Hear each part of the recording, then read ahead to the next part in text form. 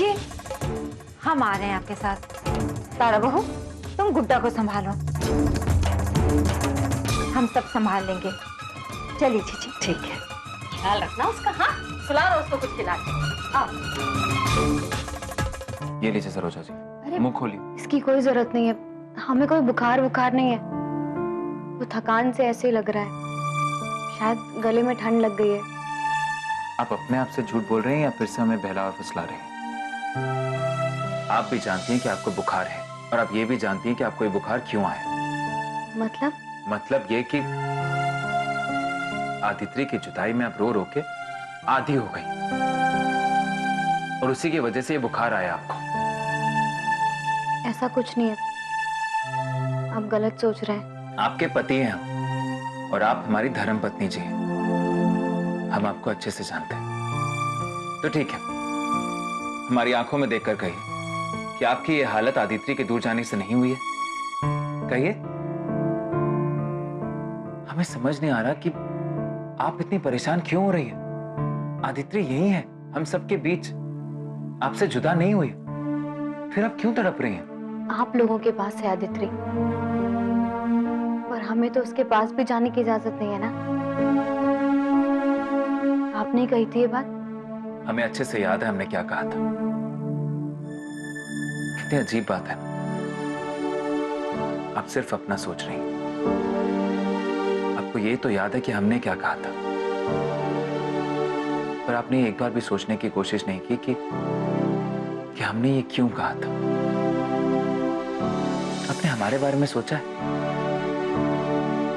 आपके और अम्मा के बीच में क्या छोड़े, हम कोशिश करेंगे अम्मा से बात करने की कि वो आपको आदित्य के आसपास जाने की इजाजत दे, लेकिन आपको धैर्य रखना होगा सरोजा जी। क्यों उदास मत हुई। चलिए सबसे पहले अपना बुखार नापिए। मुंह खोलिए, मुंह खोलिए।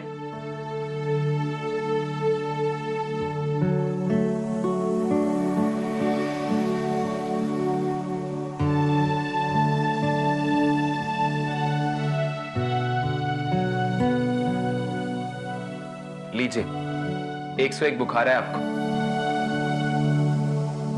हमें डॉक्टर को फोन करना चाहिए। कि ना, डॉक्टर को मत फोन कीजिए, हम दवाई ले लेंगे। कहा है ना आपसे, पति हम आपके, करने दीजिए जो हम करना चाहते हैं।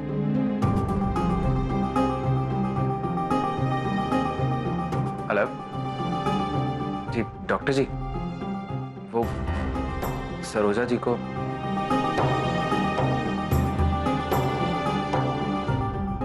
धन्यवाद।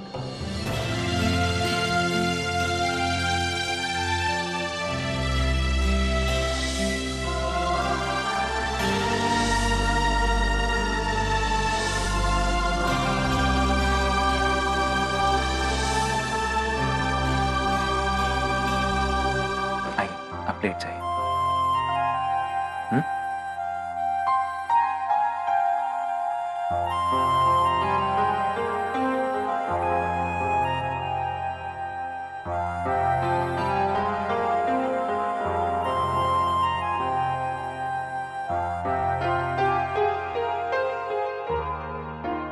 आंखें बंद कीजिए और सो जाइए।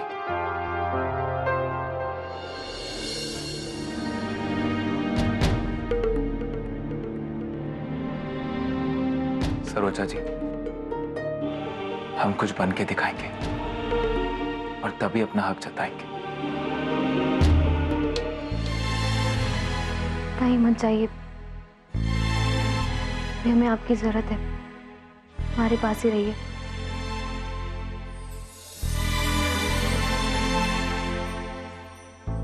हमें आपकी जरूरत है। हम यही हैं, आप चिंता मत कीजिए। आप सो जाइए, सो जाइए।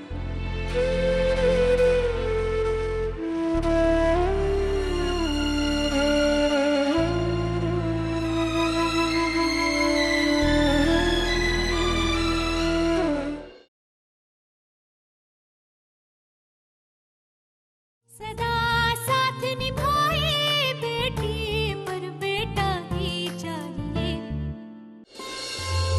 अब क्या हाल है सरोजा बहू का? कुछ नहीं प्रमुख जी, बुखार हो गया उसे। और ये बुखार ना उसे इस वजह से नहीं हुआ कि माधव उससे बात नहीं कर रहा या हमने कुछ कह दिया उससे। आदित्य के कारण रो रो के बुरा हाल कर लिया है अपना। उसके गम को दिल से लगा बैठी है। अपने परिवार को बढ़ाने के बारे में सोच नहीं रही है, बस आदित्य में ही लगी हुई है। मिसेस प्रमुख जी, अगर ऐसी बात है तो मिलने दीजिए ना दोनों को। आप ही ने तो नाकाबंदी कर रखी है। क्या प्रमुख जी, आप भी क्या गलत कर रहे हैं? हम जो भी कर रहे हैं ना, सोच समझ कर रहे हैं। वो पास जाएगी तो परेशानी और बढ़ेगी, और मंजू बहू सरोजा बहू दोनों के लिए यही बेहतर होगा। प्रमुख जी, चाय लीजिए। लीजिए भाई साहब, लीजिए जीजिए। तुम्हारी चाय? पी लेंगे। हमने एमएलए जगदीवन शर्मा जी को खाने पर बुलाया। सब कुछ अच्छे से हो जाना चाहिए। कोई दिक्कत नहीं होगी, सब कुछ वैसे ही होगा जैसे होता आ रहा है इस घर में। अरे कलावती, जरा तुम तारा बहू से कह दो आज शाम मेहमान आ रहे हैं घर में, इसलिए पुलाव, पनीर, मीठी पूरी और खीर, ये सब कुछ बनाना है खाने में अच्छे से। तुम कह दोगी ना कलावती? सब संभाल लेगी ना तारा बहू? जी हम बोल देंगे तारा बहू को। ठीक है, फिर तुम देख लो सब। हम अभी बोल देते हैं।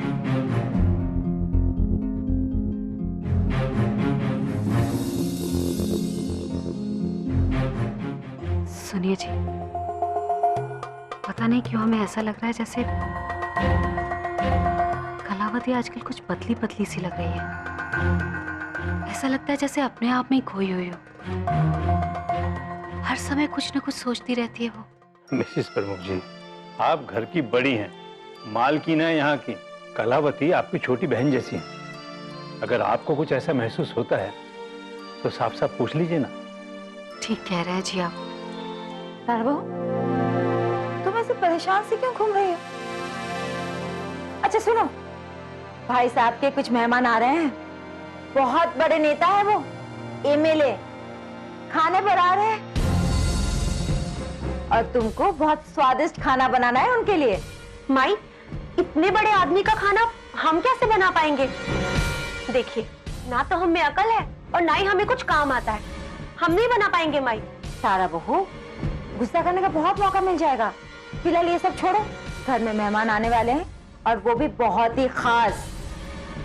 और हाँ, जीजी ने कहा है कि खीर, पुलाव, मीठी वाली पूरी, हाँ इतने सब बनाना है। चलो चलो, अभी से हम सब जुटेंगे ना, तब जाके टाइम पर खाना बन पाएगा। हाँ चलो। माई, इतना सारा खाना बनाना आसान काम है क्या? अच्छा अच्छा खाना खिलाने के लिए सिर्फ अपनी बहुएं याद रहती हैं और काम करवाने के लिए हम। माई, आज चाहे कुछ भी हो जाए लेकिन हम रसोई में नहीं जाएंगे बस। तारा बहू, तुम्हारा दिमाग उड़ गया है क्या? तुम क्या अभी विदेश से आई हो? तुम्हें दिखाई नहीं देती है क्या? मंजू बहुत छोटी सी बच्ची को संभालने में लगी रहती है और सरोजा बहू को बुखार है। अब रहा कौन? तुम ही हो ना ये सब करने के लिए। अब इसमें अपनी बहू, उनकी बहू की बात कहां से आती है बताओ? माई, अगर उनके दोनों बहुएं बीमार हैं तो इसमें हम क्या करें? और वो तो ठीक है ना, क्या वो रसोई में जाकर खाना नहीं बना सकती? उन्हें सब बनाना आता है, तब भी हम क्यों जाए? माई, आज कुछ भी हो जाए लेकिन हम ना आज रसोई में नहीं जाएंगे बस। तारा बहू, हद पार कर रही हो तुम। होश में आओ। तुम अपनी बराबरी जीजी से करोगी?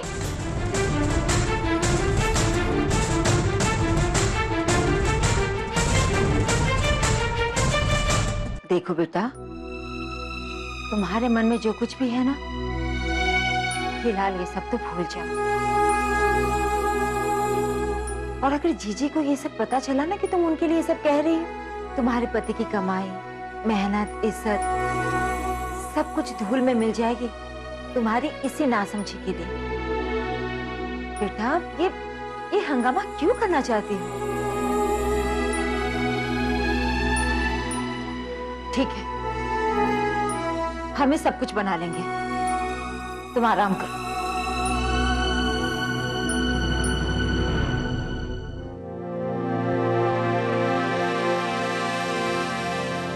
कलावती, हम क्या कह रहे थे, चलो ना बाजार चलते हैं। शर्मा जी आ रहे हैं ना, उनकी पत्नी के लिए एक साड़ी खरीद कर ले आएंगे। अगर उनकी पत्नी साथ में आ गई तो उनके हाथ में ही दे देंगे, और नहीं तो फिर शर्मा जी से कहेंगे ये तोहफा है, उनकी पत्नी के लिए हम खरीद कर लाए खास। जी ठीक है। तारा बहू को सब कुछ अच्छी तरह से समझा दिया है ना? हाँ जी। वैसे भी हमारे इस घर में मेहमानों की बहुत आवभगत होती है, और फिर ये तो कुछ खास ही मेहमान है। चले आप? नहीं जीजी, हम सोच रहे थे कि हम यहीं रुक जाते। अरे नहीं नहीं, हम अकेले थोड़ो चले जाएंगे बाजार। अरे तारा बहू को सब कुछ अच्छे से समझा दियो ना। वैसे भी तारा बहू कोई कल की ब्याह थोड़ी है। हाँ, आजकल बहुत जिम्मेदार हो गई है, अच्छे से संभाल ले। तुम चलो चलो बस।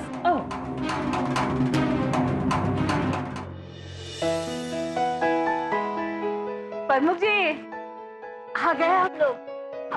अरे वाह, बहुत सा सामान खरीद के लाए हो। हाँ, वो हमने सोचा शर्मा जी की पत्नी के लिए एक साड़ी ले आए बाजार से, और जो वो साड़ी ले ली, फिर लगा तारा बहू और सरोजा बहू के लिए भी एक साड़ी खरीद ले, और उसके बाद हमने अपने लिए और कलावती के लिए भी एक साड़ी खरीद ली।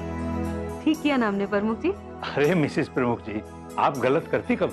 ये आपने अच्छा किया, आपने दोनों बहुओं को एक साथ खुश कर दिया।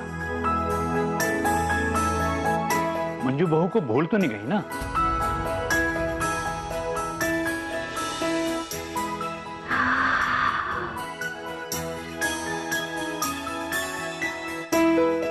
कितनी बढ़िया खुशबू आ रही है, नहीं? लगता है हमारी तारा बहू दिनों दिन गुनी होती जा रही है। ये तो इस खाने की खुशबू बता रही है कि स्वाद कितना अच्छा होगा। जाते हैं, जरा देख कर आते क्या पका रही है वो। लगे हाथ से साड़ी भी दिखा देंगे और देख भी लेते हैं कि तैयारी कैसी है खाने की। हमें तो उसकी खाने की खुशबू पसंद है, बाकी उसे हमारी पसंद की हुई साड़ी अच्छी लग जाए तो बात बने। जाके देख कर आते हैं। जीजी, आप ये सब लेकर कहाँ रसोई में जाएंगे? आप थक गई है ना, अब यहाँ रुकिए ना, हम आपके लिए पानी लेकर आते हैं। पहले आप पानी पी लीजिए, साड़ियाँ तो सब लोग बाद में देख लेंगे। और क्या पता, तारा बहू अचानक आपको रसोई में देखकर हो सकता है घबरा जाए। हाँ कलावती, ये बात तो एकदम ठीक कह रही हो तुम। इस समय उसे अपना काम करने देना चाहिए। ठीक है। तारा अगर यहाँ है तो रसोई से खाने की खुशबू कैसे आ रही है? कौन हो सकता है?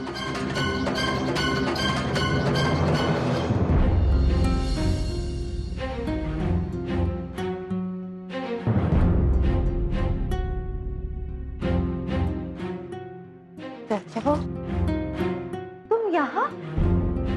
तुम्हें तो बुखार है ना? नहीं चाची जी, बस ये खाना बना करके जा रहे हैं हम।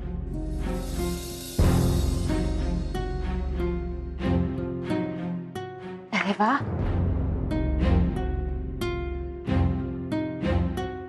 अरे वाह, इनमें से तो बहुत ही अच्छी खुशबू आ रही है। अब सरोजा बहू, तुम जाओ आराम करो, बाकी का हम संभाल लेंगे, ठीक है? नहीं नहीं चाची जी, हम बना करके अभी जा रहे हैं, आप चिंता मत कीजिए। अच्छा।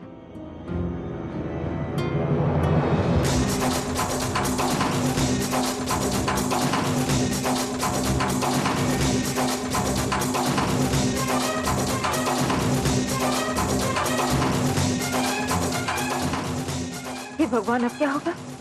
जीजी तो सरोजा बहू से मिलने जा रही है, लेकिन ये तो यहाँ है।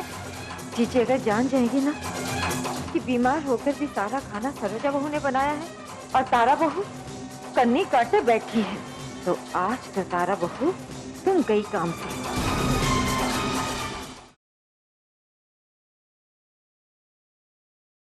सदा साथ निभाए बेटी पर बेटा ही चाहिए। अरे सरोजा बहू, जाओ जाओ आराम करो। तुम्हें तो बुखार था ना।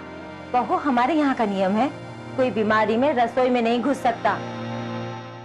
कि भाई साहब और जीजी सख्ती से मना करते हैं इसके लिए, और तुम तो बुखार में ये सब कर रही हो। और क्या पता तुम्हें कौन सा बुखार हो। तुम्हारे बनाए खाने से खाने वाले की तबीयत बिगड़ गई तो जाओ अपने कमरे में। अरे नहीं नहीं चाची जी, हमें कोई ऐसा बुखार नहीं है, सर्दी जुकाम या इन्फेक्शन वाला। आप परेशान मत होइए, किसी को कुछ नहीं होगा।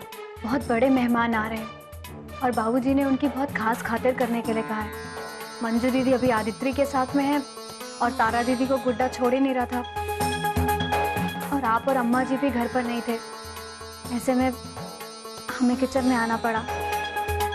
मेहमानों की आवभगत से ज्यादा तो नहीं है ना हमारी तबीयत।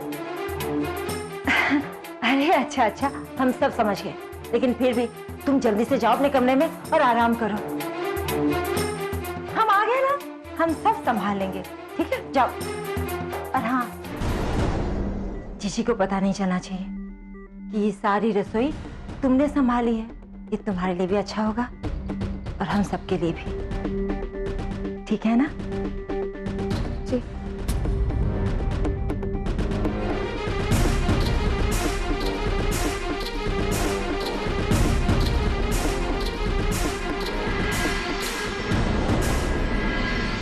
सरोजा बहू, सरोजा बहू, अचानक कहाँ चली गई? पैरों में तो जैसे चक्कर बंधा है इसके। 2 घड़ी एक जगह ठहरने में जान जाती है जैसे। अम्मा जी। अच्छा, तुम हाथ धोने गई थी? जी अम्मा जी। कैसी तबीयत है अब? ठीक है पहले से। बुखार तो नहीं है? आराम किया? हाँ किया था। बुखार में जितना आराम करो उतनी राहत मिलती है। बार बार दौड़ भाग करने से बुखार लौट लौट के आता है। अच्छा देखो,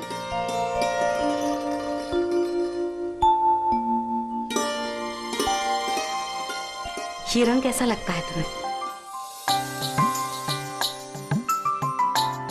देखो तुम, पसंद है तुम्हें? जी अम्मा जी, बहुत सुंदर है। तुम्हारे लिए है। अब जल्दी से इसमें फॉल पिको लगवा लेना, ठीक है ना? ताकि इसे जब जी करे पहन सको।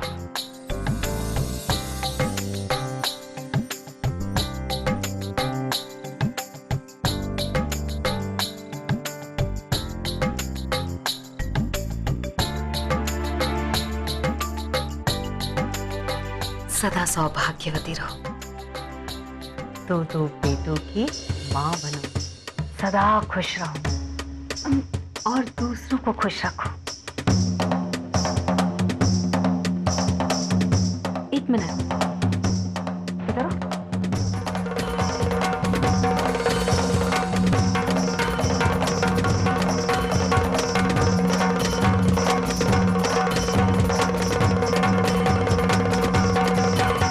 ये आराम करते हुए आटा कहाँ से लगा है?